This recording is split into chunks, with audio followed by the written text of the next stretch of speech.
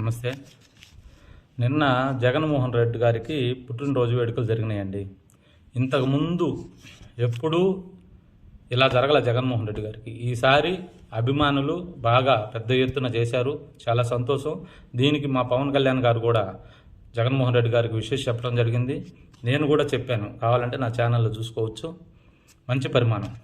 కానీ ఎవరైనా పుట్టినరోజు వేడుకలు చేసేటప్పుడు కేక్ కట్ చేసుకుంటారు, ఏదన్నా అనాథాశ్రయాలకి కొంచెం ఫండ్ గానో భోజనాలు ఏమైనా పెడతారు, స్కూల్లో పిల్లలకి ఏదన్నా ఇచ్చుకుంటారు, లేదంటే ఇంకేదన్నా కొన్ని మంచి కార్యక్రమాలు గుళ్ళో పూజలు చేస్తారు, ఇలాంటివి చేస్తారు. కానీ మా జగన్మోహన్ రెడ్డి గారిని అభిమానించే వాళ్ళు అంతా డిఫరెంట్గా చేస్తారు. వాళ్ళు ఏమిలే, మేకపోతుల్ని పొట్టేళ్ళని తీసుకొచ్చేది, నటు రోడ్డు మీద నిలబెట్టేది, ఒకే దెబ్బకు నరికినట్టుగా నరకడము, జనాల్ని భయభ్రాంతులు చేయటము. రాష్ట్ర ప్రజలు ఈసారి జగన్మోహన్ రెడ్డి గారికి మీరు చేసిన పుట్టినరోజు వేడుకలకి రాష్ట్ర ప్రజలు భయభ్రాంతులకు గురైపోయారు మొత్తం.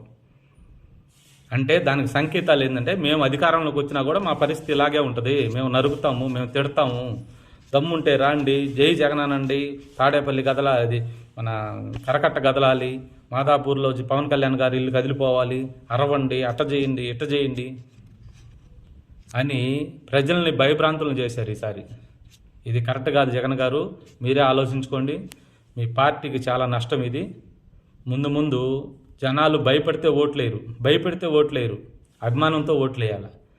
భయపెడితే ఓట్లేరు, ఇది మీకు ఇబ్బంది జరుగుతుంది. ఇప్పుడున్న 40% కంటే కూడా ఇంకా తగ్గే అవకాశాలు ఉన్నాయి. జాగ్రత్త. మీరు మీ వాళ్ళకి చెప్పండి, ఇలా కాదురా బాబు, ఇది పద్ధతి కాదు.